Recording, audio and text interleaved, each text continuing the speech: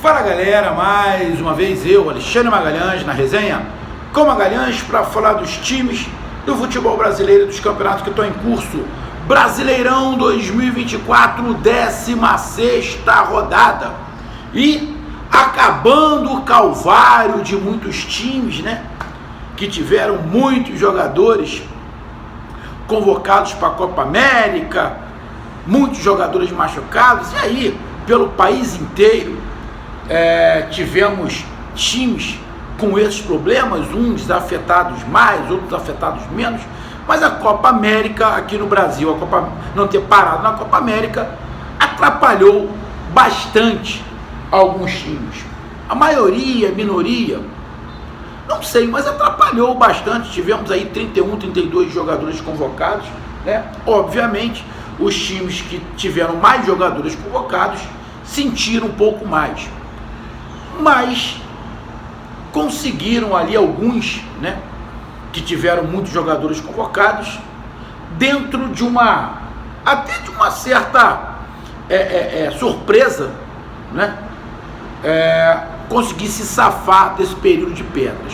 Outros não conseguiram trabalhar bem esse período, mas aí também é uma sucessão de situações, que é o caso do Internacional, que teve jogadores convocados, mas vive um período de instabilidade. O Atlético Mineiro, que apesar dessa rodada ter vencido, mas também de instabilidade. O Fluminense não teve muitos jogadores convocados, mas vive um momento conturbado. Palmeiras e Flamengo na parte de cima. Mas, graças a Deus, essa bosta de Copa América está acabando, né? E a gente volta agora as atenções para o Campeonato Brasileiro, que na verdade a atenção do Campeonato Brasileiro nunca saiu, porque o torcedor de Campeonato Brasileiro não olha para a seleção, caga e anda. Se não tiver nada para fazer, ele até dá uma olhada, mas se tiver, ele não vai olhar. Então teremos já na próxima rodada, ou na outra, né? Já teremos aí os times completos com os jogadores que foram convocados. O campeonato é equilibrado? Não. O Campeonato Brasileiro não está equilibrado e não vai ficar equilibrado até o final. Por quê? Porque o Campeonato Brasileiro é uma zona, é uma bagunça. A CBF destrói o calendário. Então o calendário brasileiro é uma merda. E aí, levando por esse lado, você teve o problema do Rio Grande do Sul, que já escaralhou o campeonato. Então não tem igualdade, não tem isonomia. E aí a Copa América, que tirou o pouco de isonomia que o Campeonato Brasileiro tinha, ele acabou de vez. Ou seja, os times não estão em igualdade. Alguns pontos que foram conseguidos nesse período, se os times estivessem completos, dificilmente iriam conseguir. Ou o resultado seria outro. Ou seja, muitos resultados não foram verdade, óbvio, mas se os times estivessem completos, talvez não acontecesse. Talvez a parte de cima da tabela não fosse do jeito que está e a parte de baixo também não. Então, é um campeonato que não tem isonomia nenhuma, mas vida que segue, barco que segue. Os clubes também não fazem muita força para mudar isso. Então, irmão, é o público que paga e depois cobra, né? Aí depois cobra 2 jogadores. Mas aí a culpa também é dos presidentes, que não apertam a CBF, também tudo por causa de dinheiro. E nessa 16ª rodada, chegando já na metade, tivemos Flamengo, com este problema grave da Copa América, contra o Fortaleza, que vem subindo muito de produção. E o Fortaleza, todo mundo sabe, todo mundo conhece, só aqueles que vivem numa bolha, ou aqueles muito bairristas, né, que não conseguem entender que o Fortaleza hoje não é um time de 10ª para baixo, é um time de 10ª para cima. Então, em qualquer lugar que o Fortaleza for jogar, o jogo vai ser parelho, o jogo vai ser difícil, vai ser disputado, onde o Fortaleza tem condições de ganhar, em casa ou fora. Então, contra qualquer o jogo hoje contra o Fortaleza é muito complicado. Então, você ganhar do Fortaleza vai ser sempre uma grande vitória, e você perder para o Fortaleza não vai ser uma decepção. Só para aqueles que vivem numa bolha e para aqueles completamente bairristas que só olham para o próprio umbigo, que não conseguem enxergar aonde o Fortaleza encontra-se hoje no futebol brasileiro. E se enfrentaram e deu leão do Pici. O Fortaleza venceu o Flamengo no Maracanã, com mais de 50 mil pessoas, se eu não estiver enganado, venceu por 2-1. Gols no primeiro e no segundo tempo. 2 gols no primeiro tempo e 1 gol no segundo tempo. E aí, com polêmicas, tanto no gol do Fortaleza, em um dos gols do Fortaleza, quanto no gol do Flamengo. E aí a gente vai dar a nossa análise aqui, eu vou dar a minha opinião, cada um tem a sua, eu vou dar a minha opinião, e vamos falar um pouco sobre esse jogo, sobre classificação. Lembrando, e aí não é desculpa, tá? É fato, e não foi o Flamengo que produziu isso, foi a CBF, tá? Bom, primeiro, o Flamengo está desfalcado de 4 jogadores do Uruguai. Estava desfalcado de 5, era o Pulgar voltou no último jogo. O Flamengo tem 2 jogadores contundidos pelo lado direito, que é o Bruno Henrique e o Cebolinha. Ou seja, o Flamengo está com o elenco, apesar de ter um elenco bom, mas tem um problema de peças. E aí você não ter o lado esquerdo inteiro, que são os 2 jogadores, complica. Mas, na minha opinião, o Flamengo passou melhor do que se imaginava esse período de Copa América. 9 jogos, se eu não estiver enganado. 2 derrotas, 2 empates e 5 vitórias. Então, irmão, qual era o objetivo do Flamengo, na minha opinião? O objetivo do Flamengo, na minha opinião, era terminar essa fase de Copa América entre os 4 primeiros, mas principalmente não deixar o líder se afastar. Então, o torcedor do Flamengo, que tá putinho, tá fazendo biquinho, tá dando ataque de pelanca, tá dizendo que tá tudo uma merda, que o Tite é comunista, tá fazendo aquelas graças, aqueles ataques de pelanca que alguns torcedores do Flamengo fazem, inclusive alguns antigos amigos meus estando no ataque de pelanca. Ué, irmão, na boa, para de frescura, pô. Olha a situação, pô. Olha a situação. O Flamengo tem um elenco bom, mas estava cansado, irmão. Tem jogadores ali que não puderam descansar, irmão. Tá jogando, todos os times estão jogando de 3 em 3 dias. Tem time que não está conseguindo fazer 72 horas de descanso. Aí vinha dando ataque de pelanca porque perdeu o Fortaleza. Irmão, o Fortaleza é um time da parte de cima da tabela, porra. Então para de babaquice. Simples assim. Simples assim. Mas tem uns aí dando ataque de pelanca, né? Não pode, porque é isso, porque é aquilo outro. Irmão, o Flamengo tinha que passar esse período lá na parte de cima e sem deixar o líder, se pensa no título, sem deixar o líder se afastar. Irmão, o Flamengo fez o último jogo dele faltando jogadores. Porque o próximo jogo do Flamengo agora, o Flamengo já vai estar completo. Por quê? O Flamengo não joga nesse final de semana. O jogo do Flamengo seria contra o Internacional. Não vai poder ser contra o Internacional. Ou seja, o Flamengo vai ficar 9 dias. 9. Só para recuperar a parte física e voltar na próxima rodada, sem ser essa final de semana, na outra, com o time tranquilo. Ou seja, o Flamengo jogou na quinta-feira e o Flamengo só vai jogar no próximo sábado. Então o Flamengo vai ter um tempo para se recuperar. Mas não foi o Flamengo que pediu isso. Foi ocasionado por um calendário merda que a CBF faz e o problema lá do Internacional, que o Internacional tem que definir sua vida na Copa do Brasil e na Sul-Americana. Então vão ter times e o Internacional vai ficar com uma porrada de jogo atrasado. O Internacional já está com 3, vai ficar com 4 ou 5 jogos atrasados. Vai arrebentar o Internacional. Mas aí, irmão, o problema é com a CBF. Já o Fortaleza não. Fortaleza vai numa batida frenética, mas está num bom momento, então não vão esquentar. Então, se enfrentaram, o Fortaleza ganhou. Então eu peço a você, meu amigo torcedor do Flamengo, meu amigo torcedor do Fortaleza, eu peço que você curta, compartilhe, inscreva-se no canal, dê o seu like, ative a notificação, coloque seus comentários. Entre no nosso WhatsApp, está aqui embaixo na descrição do canal, você vai lá do seu nome, o time que você torce, que eu coloco você no grupo do seu time, só para lembrar, para falar de futebol, não é para falar de política e nem de religião. E se você quiser ajudar o canal a crescer, você pode ajudar através do Pix, que é o número do nosso WhatsApp, você pode ajudar através do Superchat, quando estiver fazendo live, e você pode ajudar através do clube de membro do canal Rosinha com uma grande aqui embaixo de azul. E agora você pode ajudar através do Valeu, que é esse coração com cifrão que está do lado de compartilhar. Mais uma coisa, não deixe de se inscrever no canal, porque mais da metade da galera que acompanha o canal não é inscrito. Então, dessa moral pro canal, inscreva-se no canal. Então, vamos lá, galera. Rapidamente aqui, para não ficar um vídeo muito longo. Bom, primeiro, é a classificação.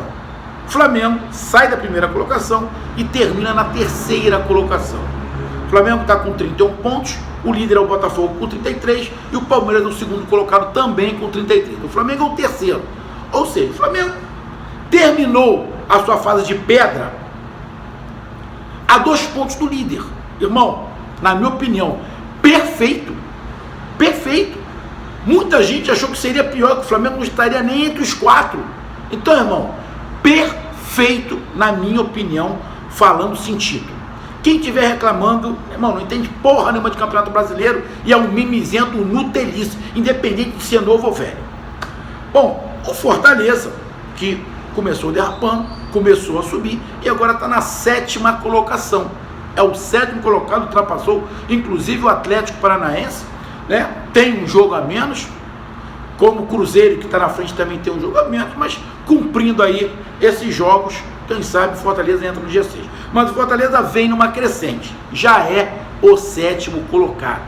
Brilhante. E é isso que todo mundo espera do Fortaleza. Ninguém espera do Fortaleza da 10ª para baixo. O Fortaleza da 10ª para cima. O Fortaleza é time para brigar por Libertadores. Se vai ser direto, se vai ser pré-Libertadores, outros 500. Mas o Fortaleza é para brigar por Libertadores. E é isso que está acontecendo nesse momento. Eu acho que faz agora, cai numa normalidade a posição do Fortaleza. Aí vamos para o jogo. Vamos logo começar aqui pelas 2 polêmicas para ficar melhor. Bom, o gol do Fortaleza contra do Wesley. E aí eu vou falar o seguinte: se esse gol contra fosse a favor do Flamengo, a torcida do Fortaleza ia reclamar que foi falta. O gol foi a favor do Fortaleza. A torcida do Flamengo está reclamando que foi falta. Então, não me vem com um papo contrário. Porque a torcida do Fortaleza vai falar: pô, Magalhães, não foi nada. Não foi nada porque foi a favor do Fortaleza. Porque se fosse contra o Fortaleza, a torcida ia falar que foi falta. A mesma coisa para o lado do Flamengo. O Flamengo está falando que foi falta porque foi contra o Flamengo. Se fosse a favor do Flamengo, o Flamengo ia falar que não foi nada. E aí, ali é um critério, na minha opinião, do árbitro, tá? De interpretação. Só que não é só interpretação. Não é só interpretação. Vamos lá. O lance é o seguinte: batido o escanteio, Wesley vai subir para cabecear no primeiro pau, tem a mão do jogador do Fortaleza nas costas do Wesley. Se o toque é fraco, se é forte, é outros 500. Mas tem a mão. A imagem mostra a mão nas costas. Se o cara está se preparando para subir e você dá um toque, o mínimo que for, você vai desequilibrar o cara. Qualquer um vai desequilibrar o cara. Qualquer um vai desequilibrar o cara. Aí é olhar se ele já tinha subido ou não. Só que tem uma mão nas costas também do pulgar no jogador do Fortaleza. Aí pode alegar que o jogador do Fortaleza botou a mão nas costas do L porque ele foi empurrado por trás. Então tem toda essa situação. Que um toque por trás, nas costas, de quem vai subir para cabecear desequilibra. Isso todo mundo sabe. Agora tem que ver aí qual foi o critério que foi usado. Se entenderam que o jogador do Fortaleza só empurrou porque foi empurrado, ou se entenderam que o toque não afetou. Na minha opinião, é minha opinião, tá? Qualquer toque pelas costas para quem vai cabecear desequilibra. Porém, houve um toque nas costas do Pulgar no jogador do Fortaleza. Então, se eu fosse o árbitro, eu não daria falta, porque teve um toque do jogador do Flamengo nas costas do jogador do Fortaleza, e o jogador do Fortaleza empurrou o jogador que está na frente. Porque para mim houve um empurrão, mas houve um empurrão ocasionado por um jogador do Flamengo. Essa é a minha opinião. Porque se o jogador do Flamengo não tivesse empurrado o jogador do Fortaleza, o jogador do Fortaleza tivesse só tocado nas costas do Wesley, para mim era falta. E aí tinha sido uma marcação errada. Tá? Mas como teve um toque duplo do jogador do Flamengo, do Fortaleza, jogador do Flamengo, então para mim o gol foi legal. Gol do Flamengo, de pênalti. Qualquer toque, quando você vai subir para cabecear, ou você vai chutar, qualquer toque, desequilibra. E o que aconteceu no pênalti foi isso. O Pedro faz a alavanca para chutar, quando desce com a perna para chutar, tem um toque involuntário do jogador do Fortaleza, mas tem o toque. O Pedro acaba capando a bola e chutando o chão. Ele acabou chutando o chão, mas ele só chutou o chão porque teve o toque. Então, na minha opinião, falta e pênalti. Falta e pênalti. Mas do mesmo jeito que eu falei pro primeiro lance, eu vou falar pro segundo. O jogador do Fortaleza vai falar que não foi pênalti, porque foi contra ele. Mas se fosse a favor do Fortaleza vai falar, foi pênalti, porque teve o desequilíbrio. Então, na minha opinião, as duas marcações foram corretas. Na minha opinião, o gol validado do Fortaleza foi correto e o pênalti, na minha opinião, dado ao Flamengo, que foi convertido pelo Pedro, também foi legal. Essa é a minha opinião. Aí vamos pro jogo, tá? Se você pegar os números, todos os números são a favor do Flamengo. Todos os números. Aí vamos lá. Vamos pegar aqui.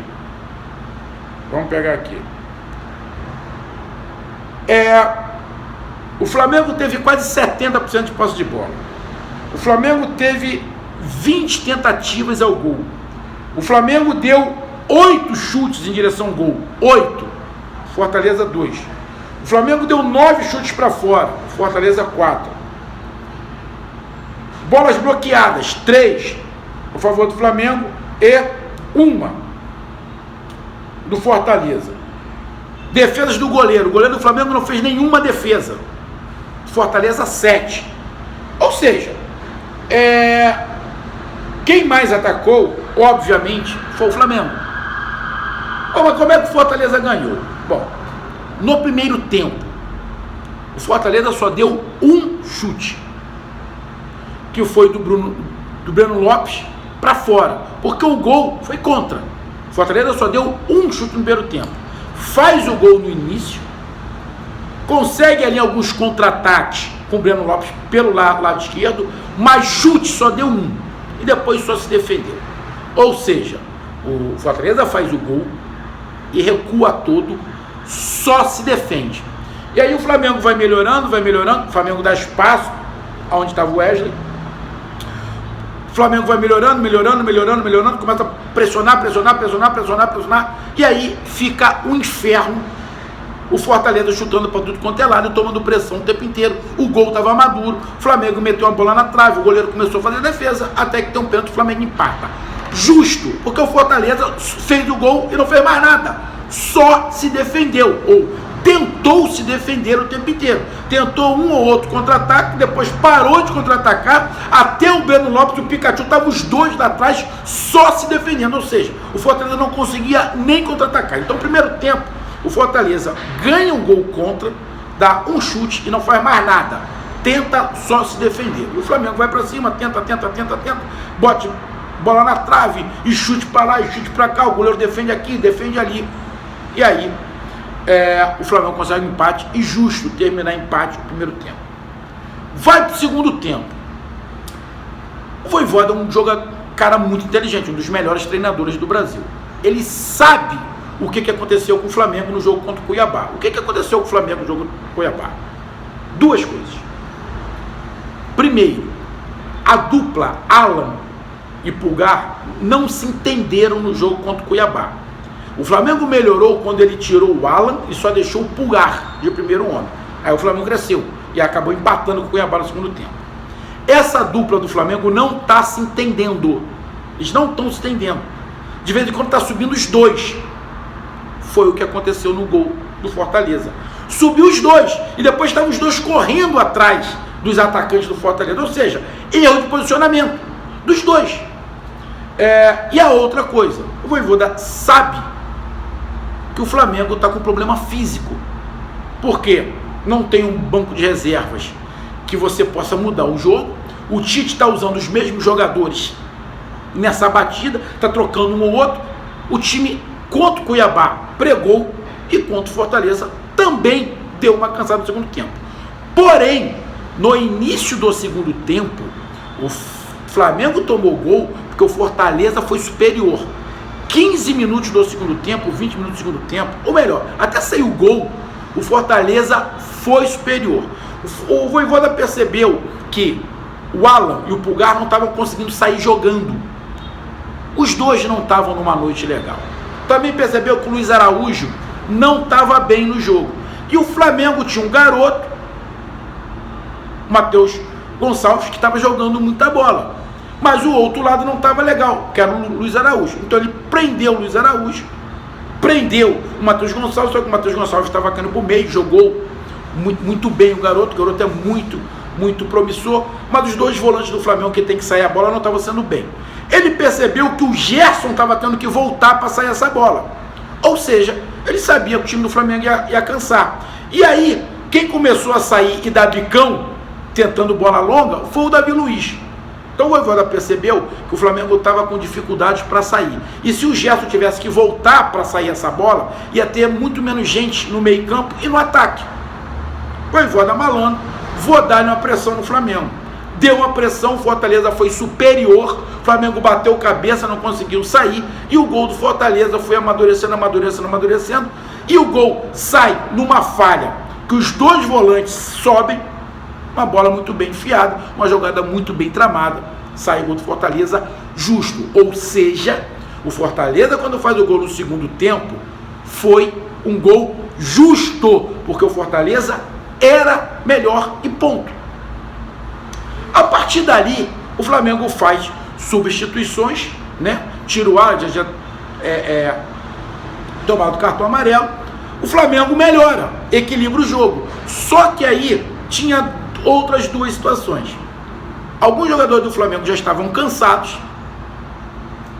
e o Fortaleza encaixou a marcação.